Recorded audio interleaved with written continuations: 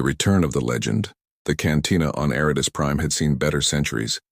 Its walls were sand-blasted smooth by the relentless desert winds, and the air inside hung thick with dust and the smell of fermented grain alcohol. The patrons were the usual sort: freight haulers with calloused hands, information brokers with nervous eyes, and a handful of mercenaries who'd learned long ago that asking too many questions was bad for business. The bartender, a grizzled woman named Kess, wiped down the counter with a rag that had given up on cleanliness years before. Outside, twin suns baked the dunes into waves of shimmering heat. It was the kind of place where legends came to die quietly, forgotten by a galaxy that had moved on to newer wars and fresher horrors. So when the door slid open and a man walked in wearing a coat that belonged to another era entirely, every conversation stopped. Not because he looked dangerous, though there was something coiled and ready in the way he moved. Not because he was armed, though the sidearm at his hip was clearly military grade. No, the silence came because of his face. Kess dropped her rag. A freight hauler at the back table stood so fast his chair clattered to the floor. Someone whispered a name that hadn't been spoken aloud in 300 years. Tavik Rendell. The man paused just inside the threshold, letting his eyes adjust to the dim light. His features were sharp and weathered, his dark hair streaked with silver that hadn't been there in the old hollows. But it was him. The same angular jaw, the same scar running from his left temple to his cheekbone, the same quiet intensity that had made him a legend during the trade wars, back when humanity was still clawing its way into the wider galactic community. Captain Tavik Rendell. The ghost captain, dead for 3 centuries. He crossed to the bar without hurry, his boots leaving faint impressions in the dust on the floor. Kess stared at him like he was a hallucination conjured by bad liquor and desert heat. When he reached the counter, he pulled out a stool and sat with the kind of weariness that suggested he'd been walking for far longer than the distance from the door. "Whiskey," he said. His voice was rough, like it hadn't been used in a very long time. "Whatever passes for it out here." Kess fumbled for a bottle, her hands shaking. She poured a generous measure into a glass that was cleaner than most and set it in front of him. Tavik lifted it, studied the amber liquid for a moment, then drank it down in one smooth motion. He set the glass back on the counter and met Kess's eyes. "You're wondering if I'm real," he said. Kess nodded mutely. "Fair enough." Tavik glanced around the cantina, taking in the staring faces, the suspended disbelief. "I've been asking myself the same question." One of the mercenaries, a broad-shouldered man with augmented arms, found his voice. "You died at Keswick Junction. The whole damn galaxy watched your ship burn." "The whisper wind," another patron murmured almost reverently. "They say it went down fighting 12 Krell dreadnoughts. Took half the enemy fleet with it." Tavik turned slightly, enough to acknowledge the speaker without fully facing him. "That's the story they tell, is it?" "It's more than a story," the mercenary said, his tone growing aggressive as if the presence of a ghost offended his sense of reality. "There are monuments, records. Your name is carved into the remembrance wall on Earth. My grandfather saw it." Tavik poured himself another drink from the bottle Kess had left on the counter. This time he sipped it slowly, letting the burn settle in his chest. "Then your grandfather saw a lie," he said quietly. "Or maybe just one version of the truth." The cantina erupted in murmurs. Someone pulled out a data pad, fingers flying across the screen, pulling up historical archives. Old footage began to play, grainy, ancient, but unmistakable. The Whisper Wind, a sleek human frigate with experimental shielding and weapons that had pushed the boundaries of what was possible 300 years ago. And there, standing on the bridge in his dress uniform, was Tavik Rendell, younger, unbroken. His eyes filled with the kind of fire that came from believing your cause was just. The footage cut to the battle. Explosions bloomed like flowers in the void. The Whisper Wind danced between dreadnoughts, her guns blazing, her shields flaring white-hot, and then, in a moment that had been analyzed by historians and tacticians for centuries, the ship detonated in a brilliant cascade of light. The transmission ended. Tavik Rendell and his crew of 47 became martyrs. Heroes, ghosts. The man at the bar looked nothing like that fiery young captain. He looked tired, haunted, real. "So what are you then?" Kess asked, her voice barely above a whisper. "A clone? Some kind of memory upload?" Tavik turned the glass in his hands, watching the light catch in the liquid. "I don't know what I am," he admitted. "Not entirely. But I can tell you what happened after Keswick Junction. The cantina held its breath. The ship didn't burn, Tavik said. Not the way you think. When the reactor went critical, something else happened. The hull shattered, yes. The crew died, yes. But I didn't. Or maybe I did, and what came after is something different. There was darkness. Not the darkness of death, but something deeper. Older. I felt myself coming apart, atom by atom, thought by thought. And then there was a voice. He paused, his jaw tightening as if the memory physically hurt. It called itself the Curator. It said it had been watching humanity for a very long time. It said we were interesting, fragile, but persistent. It said it wanted to preserve something of us before we burned ourselves out across the galaxy. Tavik looked up, meeting the eyes of everyone in the room. It took me, pulled me out of time just before the end, stored me like data in a vault, and then it waited. Waited for what? The mercenary demanded. 300 years, Tavik said. Until now. Someone laughed, a nervous, disbelieving sound. That's insane. You're saying some cosmic librarian kept you in a box for 3 centuries and then just let you out? Not just me, Tavik said. He stood, and despite his weariness, there was something commanding in the way he carried himself. Something that reminded everyone in the room why he'd been a captain. The Whisper Wind is out there, rebuilt, restored, every bolt, every wire, every line of code exactly as it was. The Curator doesn't do things halfway. Kes shook her head slowly. Why? Why would it do that? Tavik's expression darkened. That's the question I've been asking since I woke up in the captain's chair 2 days ago. The Curator didn't give me instructions, didn't tell me what it wanted, just sent me back and said I had a purpose. He paused. I think I'm starting to understand what that purpose is. Before anyone could respond, the cantina door burst open. A woman strode in, flanked by 6 soldiers in black tactical gear. She was tall, sharp-featured, with silver hair pulled back in a severe bun. Her eyes swept the room and locked onto Tavik with the precision of a targeting computer. Captain Rendell, she said, her voice crisp and official. I'm Dr. Isolde Crane, Consortium Historical Preservation Bureau. You need to come with me, now. Tavik didn't move. And if I refuse? Dr. Crane's expression didn't change, but her soldiers raised their weapons. Then I'm authorized to use force. You're a temporal anomaly, Captain. Your existence is destabilizing the fabric of recorded history. We can't allow that. Tavik smiled, but there was no humor in it. Funny, the Curator said something similar. About humanity being unstable. Guess some things never change. He turned back to the bar, finished his drink, and set the glass down gently. Then he looked at Dr. Crane with eyes that had seen the end of everything and somehow come back. You want me? He said softly. Then you'd better be ready for what comes with me.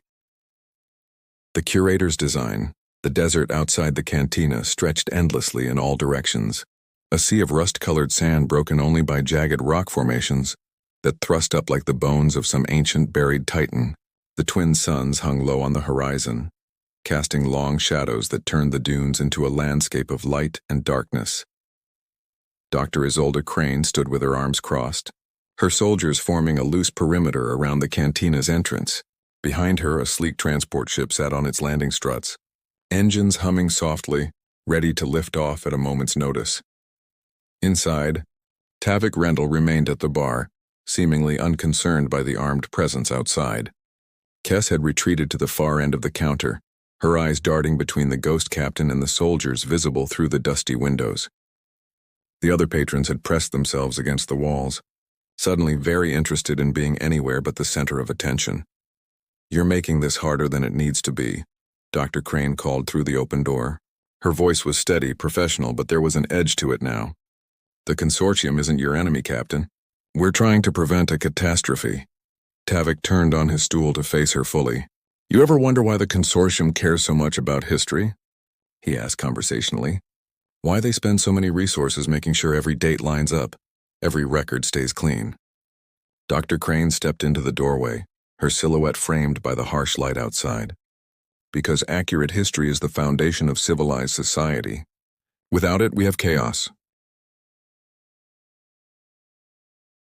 Without it, you have truth, Tavik countered. Messy, complicated, inconvenient truth.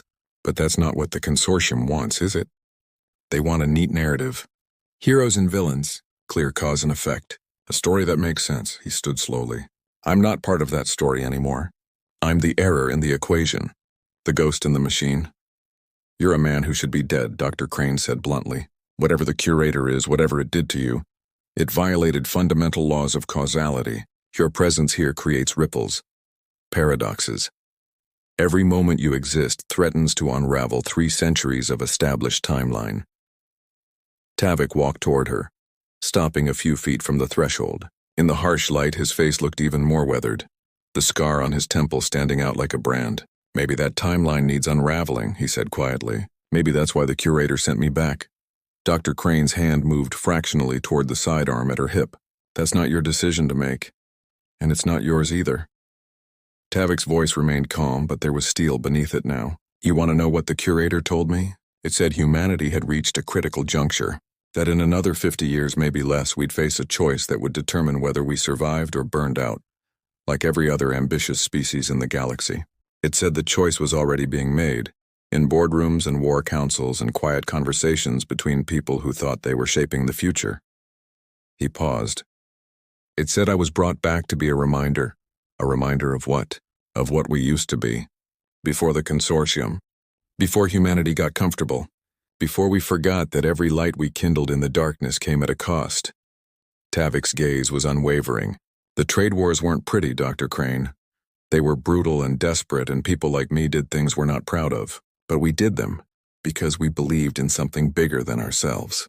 We believed humanity deserved a place among the stars, and we were willing to die for it. Dr. Crane's expression hardened. The trade wars were a century of bloodshed that nearly destroyed us. The consortium was formed specifically to prevent that from ever happening again. You're romanticizing a dark chapter of our history. I'm not romanticizing anything, Tavik said. I lived it. I died in it. Or I was supposed to. He glanced out at the desert, at the soldiers waiting in the heat. But here's what I learned from the curator. History isn't a straight line. It's not a story with a neat ending. It's a living thing, and sometimes it needs to be reminded of truths it tried to bury. One of the soldiers shifted his weight, his weapon tracking Tavik's movement. Dr. Crane raised a hand slightly, signaling patience. If what you're saying is true, she said carefully, if the curator really is some kind of higher intelligence, then its intervention in human affairs is even more dangerous than I thought. We can't allow external forces to manipulate our species' trajectory. Tavik smiled grimly. You think you're not already being manipulated? Every government, every corporation, every person with power is trying to shape humanity's future. The curator is just more honest about it. He took another step forward, close enough now that he could see the calculations happening behind Dr. Crane's eyes. But here's the thing, the curator didn't program me, didn't brainwash me. It just gave me a second chance and pointed me in a direction. What I do with that chance is up to me.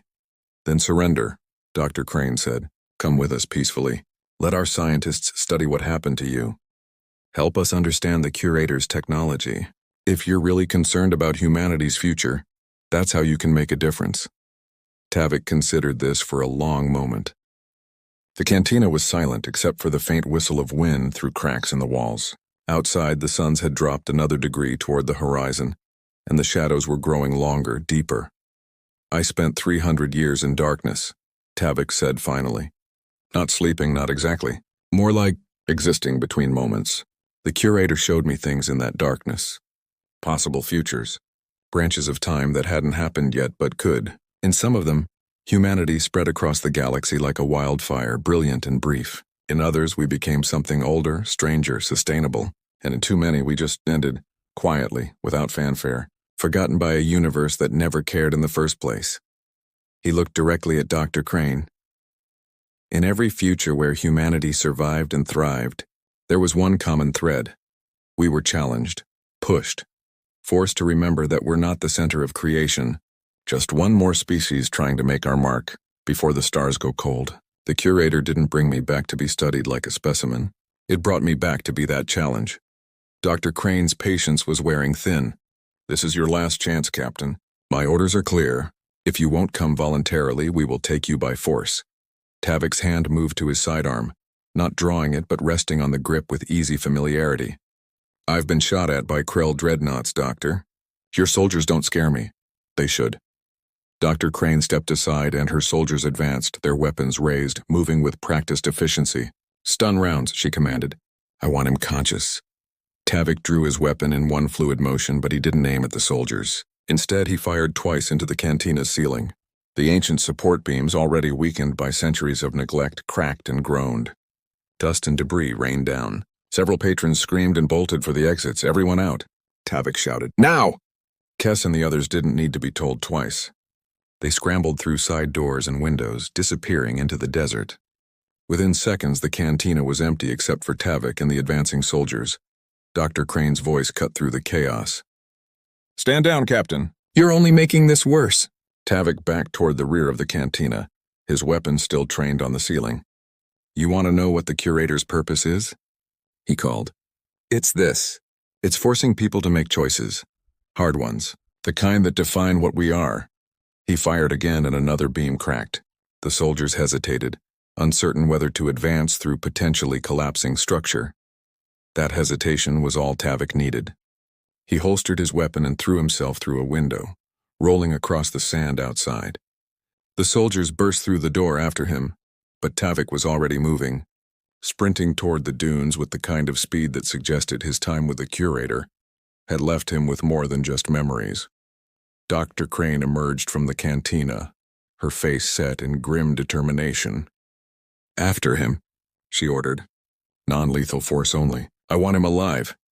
The soldiers fanned out, their armor glinting in the fading light, but Tavik had already disappeared into the labyrinth of rocks and sand, his form swallowed by the desert's deepening shadows. Dr. Crane activated her comm unit. "Orbital, this is Crane. I need a thermal sweep of the area. Target is enhanced, possibly augmented. Be advised, he's more dangerous than anticipated." The response crackled back. "Copy that, Doctor." "Scanning now, but we're picking up something else. Large metallic signature in high orbit. Just appeared on our sensors. Configuration doesn't match any known vessel in our database." Dr. Crane went very still. "Show me." On her datapad, an image resolved. A ship, sleek and deadly, its lines unmistakably human but belonging to an older design aesthetic. It hung in orbit like a predator, its weapons ports closed but somehow still menacing. The whisper wind. Dr. Crane's expression didn't change, but her voice carried a new weight when she spoke. "All units be advised. We have confirmation of the anomaly ship. Engage defensive protocols, and find Rendell before he reaches it." The choice that echoes, the desert night came fast on Eridus Prime, as if the twin suns couldn't flee quickly enough from what they'd witnessed. Stars emerged in the darkening sky, countless and cold, indifferent to the drama unfolding on the planet's surface. Tavik Rendell crouched behind a weathered rock formation, his breathing steady despite the sprint through the dunes. His enhanced physiology, courtesy of whatever the curator had done to rebuild him, made physical exertion less taxing than it used to be, but he could still feel the weight of 300 years pressing on him like a physical thing. Behind him, light swept across the sand, search drones probably, augmented by the soldiers' thermal imaging. Dr. Crane was thorough. He had to give her that. The consortium had clearly evolved in the centuries since his time, becoming more efficient, more organized, more controlling. Tavik touched the comm unit embedded in his collar, another gift from the curator. "Whisper," he said softly. "Status." The response came immediately, the ship's AI speaking with a voice he'd heard in his dreams for 3 centuries. "Captain, I am in stable orbit. Consortium vessels are maintaining distance but have weapons locked. Suggest immediate extraction." "Can you reach me without engaging them?" A pause, brief but meaningful. "Not without significant risk of conflict. Consortium cruiser has deployed interdiction satellites. Any descent trajectory will be interpreted as hostile action." Of course it would. Dr. Crane wasn't taking chances. Tavik closed his eyes, thinking through his options. He could try to steal transport from the settlement, but that would put civilians at risk. He could surrender, as Dr. Crane suggested, but every instinct told him that would be a mistake. The consortium wouldn't study him to understand the curator's technology. They'd study him to neutralize it, to eliminate the threat he represented to their carefully ordered timeline. The third option was the one the curator had prepared him for, though Tavik hadn't fully understood it until now. He could do what he'd always done best: force the issue, make the other side react instead of act. Create chaos, then use it. Whisper, he said. I need you to do something that's going to seem reckless. I am programmed to follow your commands, Captain. Though I should note that your historical record suggests recklessness is a feature, not a bug. Despite everything, Tavik smiled. The AI's personality matrix was exactly as he remembered, loyal, capable, and possessing just enough sass to keep him honest. Descend to low orbit. Make it look like you're preparing for orbital bombardment. Target the consortium transport and the settlement, but don't actually fire. Just get their attention. Understood. Though I feel obliged to point out that this will significantly escalate the situation. That's the idea. Tavik out. He moved deeper into the rocks, finding a vantage point that gave him a view of both the settlement and the desert beyond. The cantina was dark now, abandoned. The few structures that made up Eridus Prime's main outpost were buttoned up tight, their residents wisely staying out of the crossfire between ancient legend and modern authority. In orbit above, he could imagine the whisper wind beginning its descent, her sleek hull catching starlight as she dropped through the upper atmosphere. The consortium ships would be scrambling, their commanders trying to decide whether to engage or hold fire. Dr. Crane would be furious, her carefully planned capture operation spiraling out of control. Good. Fury led to mistakes. Mistakes created opportunities. Tavik's calm crackled. Captain Rendell. Dr. Crane's voice tight with controlled anger. Call off your ship. This doesn't have to end in violence. Then let me leave, Tavik replied.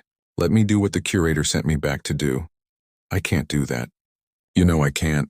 Why? Because I don't fit in your neat little boxes? Because I'm proof that history isn't as settled as you want people to believe. Tavik shifted position, keeping an eye on the searchlight sweeping closer. The curator showed me something, Doctor. It showed me what happens when humanity gets too comfortable. When we stop pushing, stop questioning, stop being willing to risk everything for something greater than ourselves. The curator is using you. Dr. Crane shot back. Can't you see that? Whatever its agenda is, it's not about humanity's benefit. It's about control, maybe, Tavik conceded. Or maybe it's about perspective. 300 years ago, I watched my crew die for a cause we believed in. We fought the Krell not because some authority told us to, but because we looked at the stars and decided they were worth fighting for.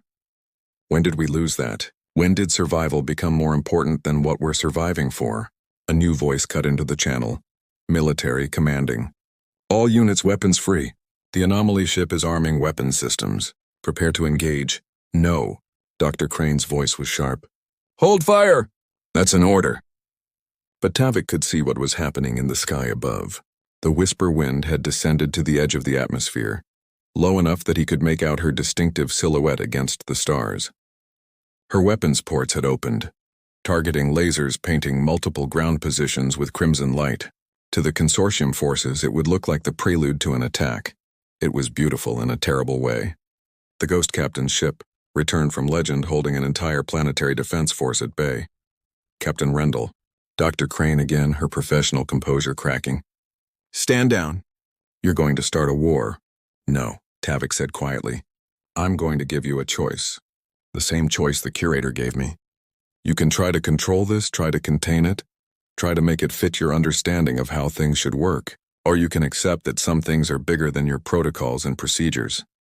He emerged from cover then, walking slowly toward the settlement. The searchlights found him immediately, pinning him in their glare.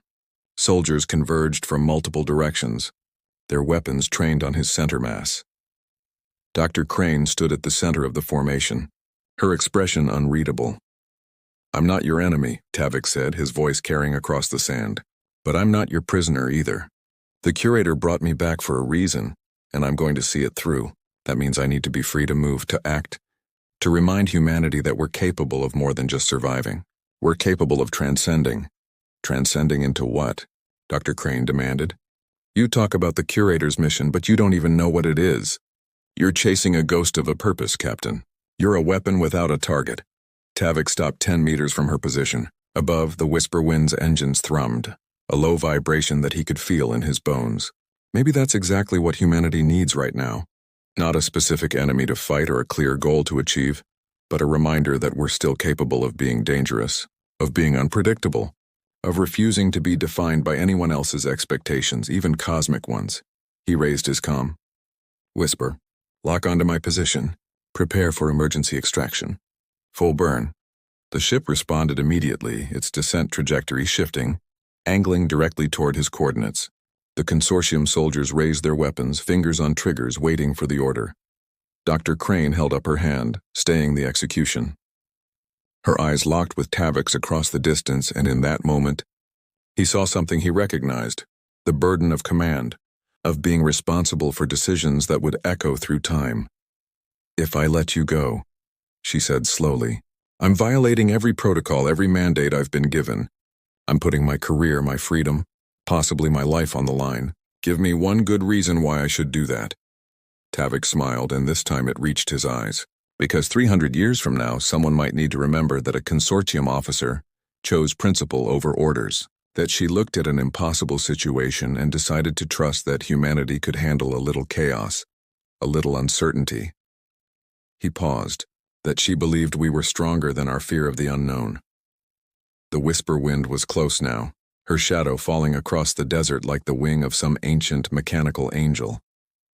Her boarding ramp deployed mid-descent, magnetic field generators keeping the sand at bay.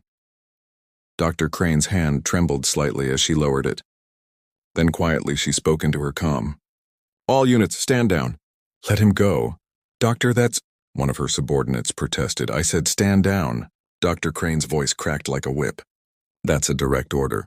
Anyone who disobeys will answer to me personally." The soldiers lowered their weapons, confusion evident in their body language, but they obeyed. Tavok nodded once to Dr. Crane, a gesture of respect between old warriors, then turned and sprinted for the ship. The boarding ramp met him halfway, and he leaped aboard as the whisper wind began its ascent. Within seconds, they were climbing through the atmosphere, the settlement shrinking to a point of light below. On the bridge, Tavok settled into the captain's chair, his chair, perfectly preserved exactly as he remembered. The controls responded to his touch with familiar precision. The viewscreen showed Aridus Prime falling away, the consortium vessels maintaining their distance but not pursuing. "Whisper," Tavok said. "Set course for the fringe territories." "I need to think," course plotted Captain, "though I should inform you that Consortium Command is broadcasting alerts to every system within 10 light years. You're now officially a fugitive." "Not the first time," Tavok murmured. He stared at the stars streaming past, ancient lights from distant suns, some of which might have died centuries ago, but whose illumination was only now reaching this corner of space. His comm chirped. Dr. Crane's voice. "Private channel. Captain Rendell. I don't know if I made the right decision back there, but I want you to understand something. If the Curator's purpose puts human lives at risk, if your mission threatens innocent people, I will hunt you to the edge of the galaxy. Are we clear?" "Crystal clear, Doctor," Tavok replied. "For what it's worth, I hope you never have to make good on that promise." "So do I," she said. "Good luck, Ghost Captain. I have a feeling you're going to need it." The channel closed. Tavok leaned back in his chair, feeling the ship's engines hum beneath him, feeling the weight of purpose and uncertainty in equal measure. The Curator had given him a second life, a second chance, but not a clear path. That was the point, he realized. The choice, what to do with this impossible gift, how to honor the sacrifice of his crew, how to serve a humanity that had moved on without him. That choice was his alone.